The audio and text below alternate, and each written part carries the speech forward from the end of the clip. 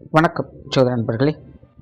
2024ஆம் வருடம் குரு வக்ர பலன்கள் 2024 அக்டோபர் மாதத்திலிருந்து 2025 ஜனவரி மாதம் வரைக்கும், அதாவது 4 மாத காலங்களுக்கு குருவானவர் ரிஷப ராசியில் வக்ரகதி அடைகிறாங்க. பொதுவாக ஜோதிடத்தில் அந்த ஜோதிட பலன்கள் அப்படின்னு வரும்பொழுது இந்த வக்ர பலன்கள் அப்படிங்கிறது புரிஞ்சுக்கிறது கொஞ்சம் காம்ப்ளிகேட்டடாக தான் இருக்கும். அதாவது வக்ரம் அப்படிங்கிறது கிரகங்கள் பின்னோக்கி செல்வது அப்படிங்கிறது பெரும்பாலானோருக்கு தெரிஞ்ச விஷயம்தான்.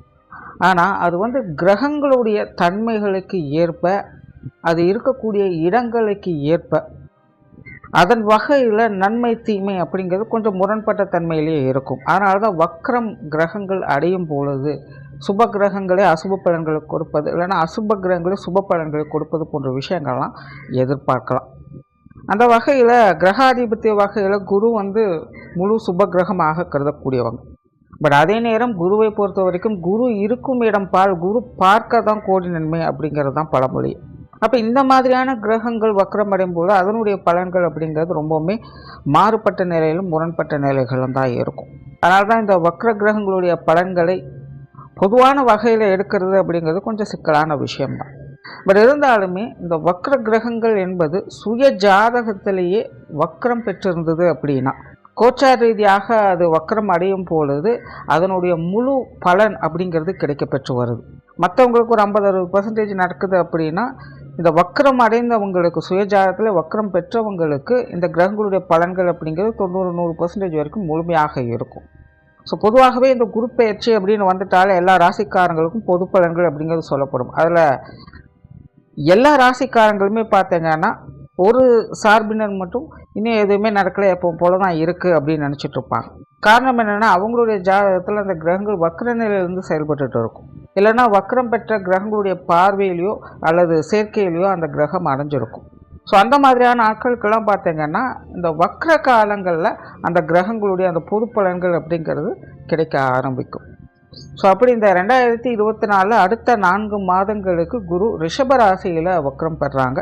ஸோ பொதுவான வகையில் ரிஷபராசியில் குரு வக்ரம் பெறும் பொழுது இது ஒரு கலவையான பலன்களை தான் கொடுக்கும். கிளியராக சொல்லணும்னா, கடைசி 5-6 மாதங்கள் ரொம்பவுமே யாரெல்லாம் ஸ்ட்ரகிள் ஆகிக்கிட்டு இருக்கீங்களோ அவங்களுக்கெல்லாம் பார்த்திங்கன்னா இந்த அடுத்த 4 மாதங்கள் அப்படிங்கிறது ஒரு நல்ல மாற்றங்களை ஏற்படுத்தி கொடுக்கும். பட் அதே கடைசி 5-6 மாதங்கள் ஏதோ பரவாயில்ல சமாளிச்சிட்டு அப்படின்னு நினச்சிட்டு இருக்கிறவங்களாம் பார்த்திங்கன்னா அடுத்த 4 மாதங்களுக்கு கொஞ்சம் மந்தமாகத்தான் இருக்கும். அதாவது நெகட்டிவாக இருக்காது, விஷயங்கள் காரியங்கள் மந்தமாக இருக்கும். நார்மலாகவே குரு வக்ரம் பெறும் பொழுது பொதுவாக இந்த விவசாயம் சார்ந்த விஷயங்கள், தங்க ரீதியான விஷயங்கள், ஆன்மீகம் சம்பந்தப்பட்ட விஷயங்கள், கல்வி வித்தை, விவசாயம் சார்ந்த விஷயங்கள், குழந்தைகள் சம்பந்தப்பட்ட விஷயங்கள், இந்த மாதிரி சில விஷயங்கள்லாம் பார்த்திங்கன்னா நிறைய மாற்றங்களுக்கு இயல்பாகவே உட்படும். ஆல்ரெடி இது எல்லாமே பொதுவான வகையில் இன்றைய சூழ்நிலைக்கு கொஞ்சம் பேசு பொருளாகத்தான் இருக்குது. ஸோ இன்னும் சில காலங்களுக்கே பார்த்திங்கன்னா இந்த மாதிரியான விஷயங்கள்லாம் கொஞ்சம் அப்படி இப்படின்னு தான் இருக்கும். அதனால் மக்கள் இது சார்ந்த விஷயங்களில் கொஞ்சம் கவனத்தோடு இருப்பது நல்லது. அடுத்தது பொதுவான வகையில் ராசி ரீதியாக இது என்ன மாதிரியான பலன்கள் கொடுக்கும் அப்படிங்கிறத பற்றி பார்க்கலாம். கடகம். ராசிக்கு 11ஆம் இடத்துல அடுத்த 4 மாத காலகட்டங்களுக்கு குரு வக்ரகதியில் சஞ்சாரம் செய்துட்டு வரும். ஏற்கனவே கடகராசிக்கு அஷ்டமச்சனி அப்படிங்கிறது நடந்துக்கிட்டே இருக்குது. சனியும் இப்போ வக்ரகதியில் தான் செயல்பட்டுட்டு இருக்காங்க. இருந்தாலுமே குருவனுடைய லாபஸ்தான சஞ்சாரம் அப்படிங்கிறது இப்போ சமீப காலங்களில் கடகராசிக்காரங்களுக்கு ஒரு சில நன்மைகளை கொடுத்துட்டு வந்தது. நிறைய கடகராசிக்காரங்களுக்கு இந்த குடும்ப விஷயங்கள் காரியங்கள் நிறைய மாற்றங்கள் அப்படிங்கிறது ஏற்பட்டிருக்கும். தவிர தொழில் வேலை உத்தியோக ரீதியாக கூட சில மாற்றங்களை இப்போ சமீப காலத்தில் பார்த்து வந்திருப்பாங்க. அதாவது கடந்த சில வருடங்களை ஒப்பிடும் பொழுது இந்த குருவனுடைய லாபஸ்தான சஞ்சாரம் வந்த பிறகு இது சார்ந்த விஷயங்கள்லாம் இவங்களுக்கு ஓரளவுக்கு கொஞ்சம் சாதகமான நிலைகளை அவங்களுக்கு கொடுத்துட்டு வந்திருக்கும். அண்ட் பொருளாதார ரீதியான விஷயங்களை கூட ஓரளவுக்கு கொஞ்சம் சிறப்பாக கையாண்டு வந்திருப்பாங்க. இப்படி இப்போது லாபஸ்தானத்தில் குரு வக்ரகதி அடையுது அப்படிங்கிறது கடகராசியை பொறுத்த வரைக்கும் அடுத்த ஒரு 4 மாத காலகட்டங்களுக்கு இந்த கடகராசிக்காரங்களுக்கெல்லாம் லாபத்தில் ஒரு நஷ்டம், இல்லைன்னா நஷ்டத்தில் ஒரு லாபம் அப்படிங்கிற மாதிரி தான் இருக்கும். முடிஞ்சது அப்படின்னு நினச்ச சில விஷயங்கள் காரியங்களில் திரும்பவும் அதே மாதிரியான பிரச்சனைகள் தலை தூக்குவதற்கான வாய்ப்புகள் இந்த காலகட்டங்களில் உண்டு.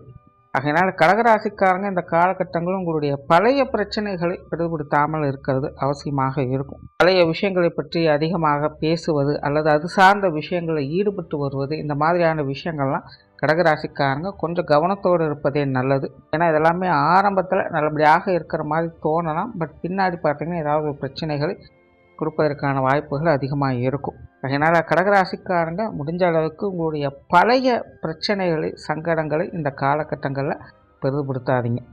அதே போல் சமீப காலத்தில் மாற்றங்களை கொடுத்து வந்த குடும்ப விஷயங்கள், காரியங்கள், பொருளாதார ரீதியான விஷயங்கள், தொழில், வேலை, உத்தியோகம் சார்ந்த விஷயங்கள், இது எல்லாமே பார்த்திங்கன்னா சமாளிக்கக்கூடிய விஷயங்களாக இருந்தாலும் கூட கொஞ்சம் அதிகமான ஏற்றத்தாழ்வுகளை கொண்ட விஷயங்களாக இது அமையும். பொதுவாகவே இந்த வக்ர காலகட்டங்களில் கடகராசிக்காரங்களுக்கு எந்த ஒரு விஷயங்களையும், அதாவது அது நல்ல விதமாக இருந்தாலும் சரி அல்லது கெட்ட விதமாக இருந்தாலும் சரி, அதில் நிலைப்புத்தன்மை அப்படிங்கிறது ரொம்பவுமே குறைவாக இருக்கும். அதனால் கடகராசிக்காரங்க இந்த காலகட்டங்களில் நல்லா இருக்கே அப்படின்னு நினச்சி அதை முழுவதுமாக நம்பி அந்த காரியத்தில் இறங்கவும் வேண்டாம்.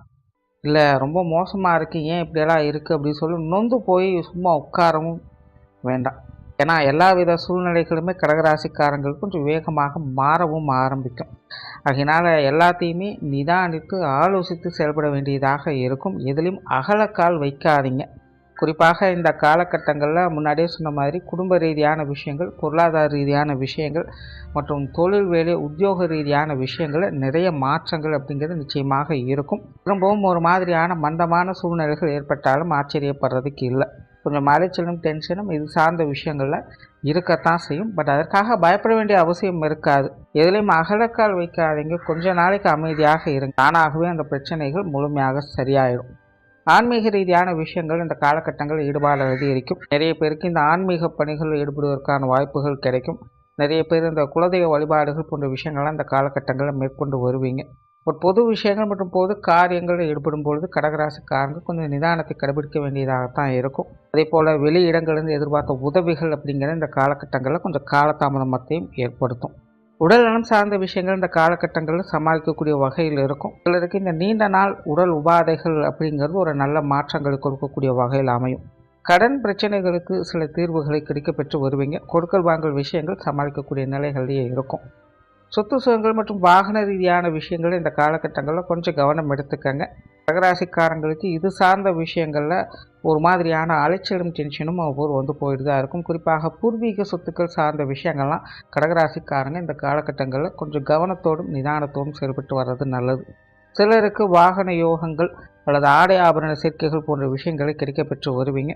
திருமண விஷயங்கள் மற்றும் புத்திரவாக்கிய அமைப்புகள் இந்த காலகட்டங்கள் கொஞ்சம் சாதகமாக இருக்கும். குறிப்பாக ஆரம்பத்திலே சொன்ன மாதிரி சுய ஜாதகத்தில் வக்ரம் பெற்றிருந்தது அப்படின்னா இந்த வக்ர காலகட்டங்களில் இன்னும் கூடுதல் சிறப்புகளை இது சார்ந்த விஷயங்களில் பெற்று வருவாங்க. பெற்றோர்கள் சார்ந்த விஷயங்கள், உடன்பிறப்புகள் சம்பந்தப்பட்ட விஷயங்கள் இதெல்லாமே சமாளிக்கக்கூடிய வகையில் இருக்குது. கணவன் மனைவி உறவுகள் ஒரு கலவையான நிலைகளில் தான் இருக்கும். குழந்தைகள் சார்ந்த விஷயங்களில் கொஞ்சம் அலைச்சல்கள் டென்ஷன்கள் இருந்தாலும் ஆதாயங்களையும் பெற்று வருவீங்க. உற்றார் உறவினர்கள் நண்பர்கள் வகையில் ஈடுபாடுகள் எதிர்க்க செய்யும். அவங்க வகையில் சில ஆதாயங்களையும் பெற்று வருவீங்க. குறிப்பாக நண்பர்கள் சம்பந்தப்பட்ட விஷயங்கள் காரியங்களில் இந்த காலகட்டங்களில் கொஞ்சம் கூடுதல் ஈடுபாடுகளை காட்டவும் செய்வீங்க. மாணவர்களுக்கு கல்வி மற்றும் வித்தை சார்ந்த விஷயங்கள் இந்த காலகட்டங்களில் சமாளிக்கக்கூடிய வகையில் இருக்குது. சிலருக்கு கல்வி வித்தை ரீதியான இடமாற்றங்கள் போன்ற விஷயங்கள் ஏற்படுவதற்கும் வாய்ப்புகள் இருக்குது. தொழில், வேலை, உத்தியோகம் சார்ந்த விஷயங்கள் இந்த காலகட்டங்களில் கொஞ்சம் மந்தமாகத்தான் இருக்கும். சிலருக்கு இடமாற்றங்கள் போன்ற விஷயங்கள் அப்படிங்கிறது ஏற்படலாம். குறிப்பாக இந்த காலகட்டங்களில் தொழில், வேலை, உத்தியோக ரீதியாக புதிய விஷயங்கள் காரியங்களை செயல்படுத்தாமல் இருப்பது நல்லது. இருக்கிற விஷயங்களை சரியான முறையில் வச்சுக்கிட்டாலே அதுவே ஒரு பெரிய விஷயமாகத்தான் இந்த காலகட்டங்களில் இருக்கும். வெளியூர் மற்றும் வெளிநாடு சம்பந்தப்பட்ட விஷயங்கள் கூட இந்த காலகட்டங்களில் கொஞ்சம் அலைச்சலோடு ஆதாயங்களை கொடுத்து வரும். ஸோ ஓவராலாக இந்த குருவினுடைய வக்ர காலகட்டம் என்பது கடகராசியை பொறுத்த வரைக்கும் ஒரு மாதிரியான கலவையான நிலைகளில் தான் செயல்பட்டு வரும். கொஞ்சம் மனசெடுத்து செயல்பட்டு வந்தால் ஆதாயங்களை பெற்று வருவீங்க. நன்றி, வணக்கம், வாழ்க வளமுடன்.